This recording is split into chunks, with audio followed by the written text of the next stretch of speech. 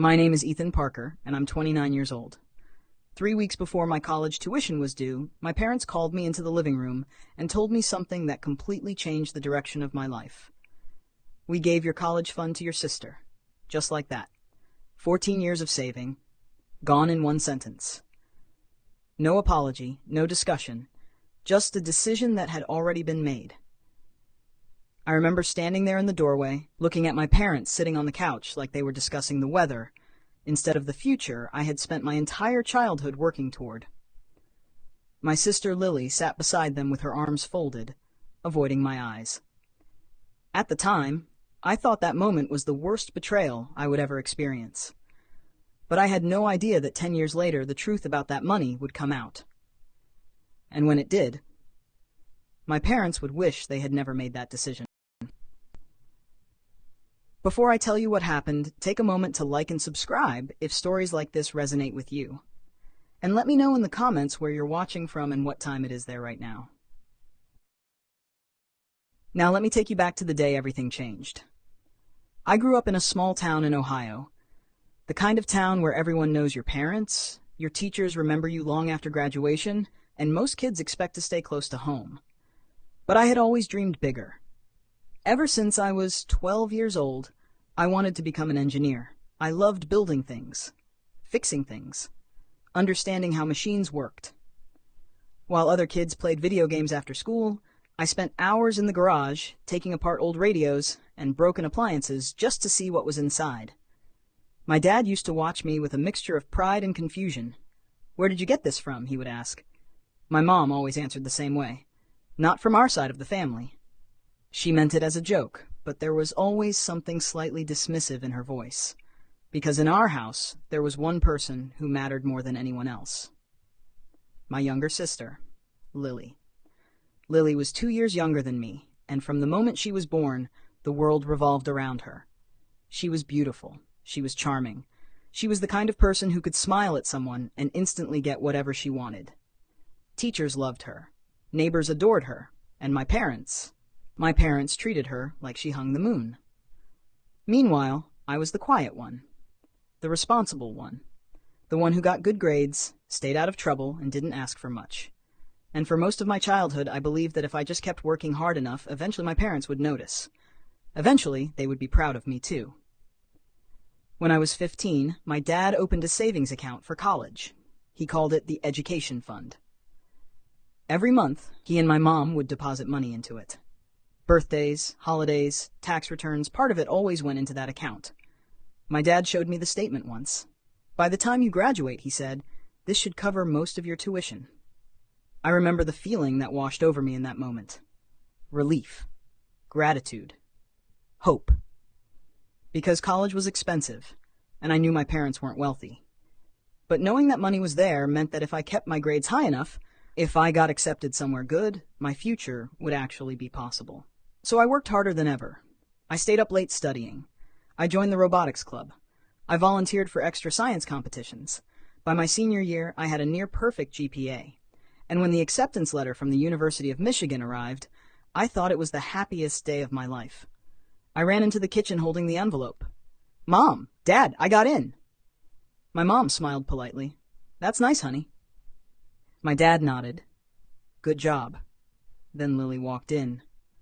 "I got the lead role in the school play," she announced. Suddenly, the entire room exploded with excitement. My mom hugged her. My dad started asking questions, and my acceptance letter slowly slid out of my hands onto the kitchen table. That should have been my first warning. 3 weeks before college started, my dad asked me to come into the living room. The way he said it made my stomach tighten. My mom and Lily were already sitting there. My dad cleared his throat. "Ethan, there's something we need to talk about." I sat down in the armchair across from them. "What's going on?" My mom glanced at Lily, then back at me. "You know your sister wants to go to New York after graduation." I frowned. "Okay." "She wants to attend a performing arts academy." Lily finally spoke. "It's a really big opportunity," I nodded slowly. "That's great for you." Then my dad took a deep breath. "So, we decided to use the college fund to help Lily get started." I blinked. "I'm sorry." "What?" My mom said it casually. "We gave your college fund to your sister." For a few seconds, the room felt completely silent. like all the air had been sucked out. You, what? My dad rubbed his temples. Her program is expensive. And yours will still be there next year. I stared at them. My tuition is due in 3 weeks.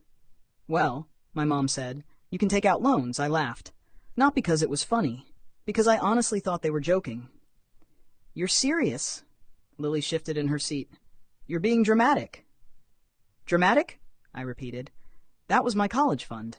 My mom's expression hardened. Your sister has real talent, Ethan. And you're smart. You'll figure something out. Something inside my chest cracked open. You've been saving that money for 14 years. Yes, my dad said quietly, and we decided Lily needed it more. That night, I sat in my bedroom staring at the acceptance letter from Michigan. The future I had worked toward my entire life suddenly looked impossible. Even with scholarships, the tuition was too high without that savings account. I tried to sleep, but my mind kept replaying the conversation. You can take out loans. Your sister needs it more. You'll figure something out. Around midnight, I realized something that hurt even more than losing the money. My parents had never actually believed in me. To them, I was the safe bet, the backup plan, the kid who would survive no matter what happened. But Lily was their dream. The next morning, I called the university. I asked if I could defer my admission for a year. The woman on the phone was kind. Of course, she said. Many students take a gap year. But she didn't know the real reason. I got a job at a hardware store 2 weeks later. It wasn't glamorous. I stocked shelves, carried lumber, and helped customers find tools. But every paycheck went into a savings account. If my parents weren't going to help me, I would help myself. Meanwhile, Lily moved to New York. My parents paid for her apartment, her classes, her acting workshops. Every few weeks, my mom would call me with updates. Lily met an agent. Lily auditioned for a commercial. Lily might be in an off-Broadway show. They never asked how I was doing. A year turned into 2, then 3. Eventually, I did go to college. Not Michigan, a small state school I could afford with scholarships, part-time jobs, and student loans. It wasn't the dream I had imagined, but I made it work. I graduated with a degree in mechanical engineering, got a job at a startup company in Chicago, worked insane hours, learned everything I could, and slowly, my life started moving forward. Meanwhile, Lily's acting career never really took off. There were small gigs, a few commercials, lots of auditions that went nowhere. By the time I was 26, she had moved back home with my parents, and for a while I thought that was the end of the story. My parents had chosen her. I had built my life without them. It wasn't perfect, but it was stable. Then one evening I got a phone call that would change everything. It was from a number I didn't recognize. Hello? A woman's voice answered. Is this Ethan Parker? Yes. My name is Margaret Collins. I'm calling from Collins and Hartman Financial Services. My heart skipped. Okay.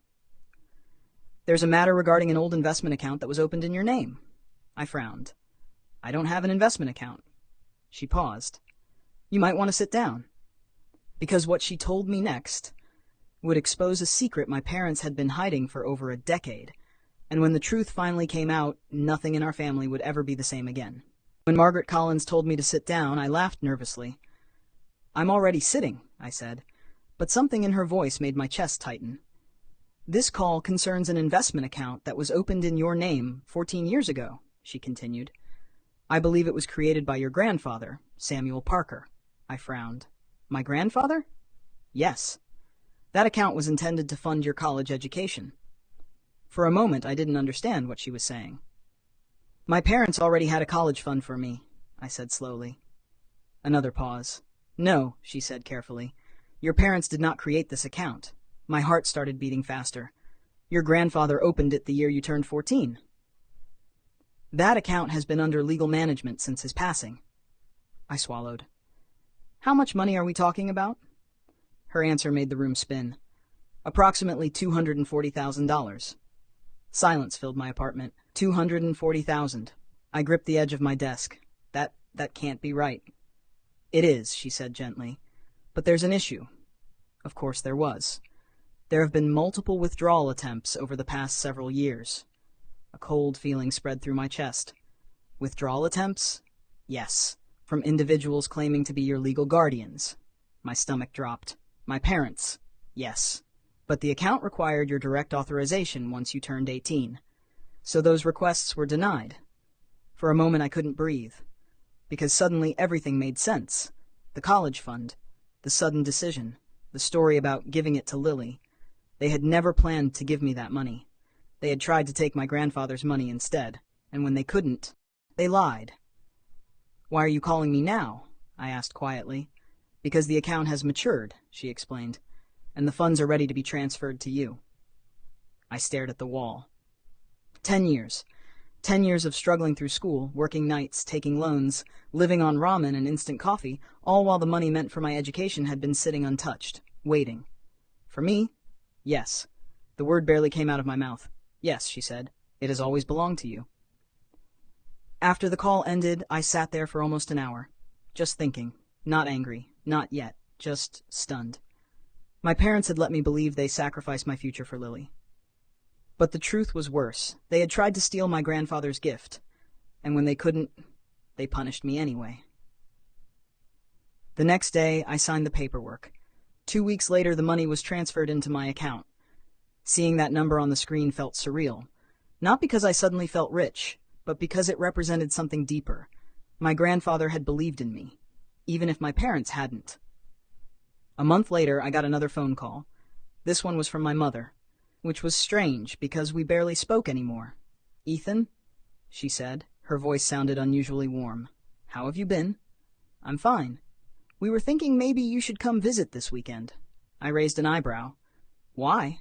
"Well, your father and I have been talking, and we miss you." That was new. My parents had never missed me before. "What's this really about?" I asked. She hesitated, then said the words I had been expecting. "We heard you came into some money." Of course.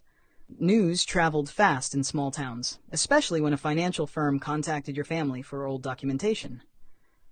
"So that's why you're calling," I said. "It's not like that," she insisted quickly. "We're just worried about you." I almost laughed. "You weren't worried when I was working 2 jobs in college." That was different. "How?" "You needed to learn responsibility." I closed my eyes. 10 years later, and nothing had changed. "Mom," I said quietly, "what do you want?" Another pause, then she finally said it. "Lily is having a hard time right now." Of course she was. She's trying to start a business. A business? A talent agency. I pinched the bridge of my nose. "And she needs some help getting started." "There it is," I muttered. "What?" "The real reason you called. That's not fair." "No," I said calmly. "What's not fair is giving my college fund to Lily and then asking me for money." Silence. Then my mother said something that made my blood run cold. "You know, we only did that because you didn't really need it." I laughed. Actually laughed. "You're unbelievable." 2 days later, I drove back to my hometown, not because I wanted to, but because I needed closure. The house looked exactly the same, white siding, blue shutters, the same oak tree in the front yard. My mom opened the door before I even knocked. "Oh, Ethan." She hugged me like we were a happy family. My dad appeared behind her. "Son?" Then Lily walked into the room. She looked almost exactly like she had 10 years ago. Still beautiful, still confident, still completely convinced the world owed her something. "Hey," she said casually. I sat down at the kitchen table. "So," I said, "let's talk." My dad cleared his throat. "We heard about the inheritance." "It wasn't an inheritance. It was a trust fund. From Grandpa." My mom waved her hand dismissively. "Same thing." I leaned forward. "But did you try to withdraw money from that account?" The room went quiet. My father avoided my eyes. My mother crossed her arms. "That money should have been ours to manage." "That's not what I asked." Lily rolled her eyes. "Why are you making this such a big deal?" Because my entire life had been shaped by that lie. But I didn't say that. Instead, I asked the question that had been burning inside me. "Did you actually give my college fund to Lily?"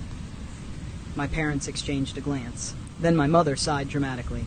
"Well, technically no." There it was. The truth. We spent it on household expenses. My jaw tightened. "You lied to me." "We didn't lie. You said you gave it to Lily." We simplified the explanation. Lily leaned forward. "Look, Ethan, none of that matters now. What matters is the future." I stared at her. "The future? Yes. My agency is going to be huge. All I need is a small investment." "How small?" She smiled. "About 200,000. The exact amount in my account." I stood up slowly. "You've got to be kidding." My mom looked offended. You should want to help your sister. You helped her before. Yes, I said quietly. You helped her with everything. And where did that get her? Lily's face darkened. You think you're better than me now? No. I think you've never had to take responsibility for your own life. My dad finally spoke. Son, family helps family. I looked at him. Really looked at him. The man who had watched me struggle for years without saying a word. Family also tells the truth, I said. No one responded, because there was nothing left to say. I left the house 10 minutes later.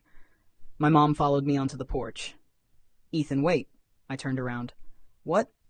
You're really going to walk away from your family? I thought about everything that had happened over the years. The favoritism, the lies, the manipulation.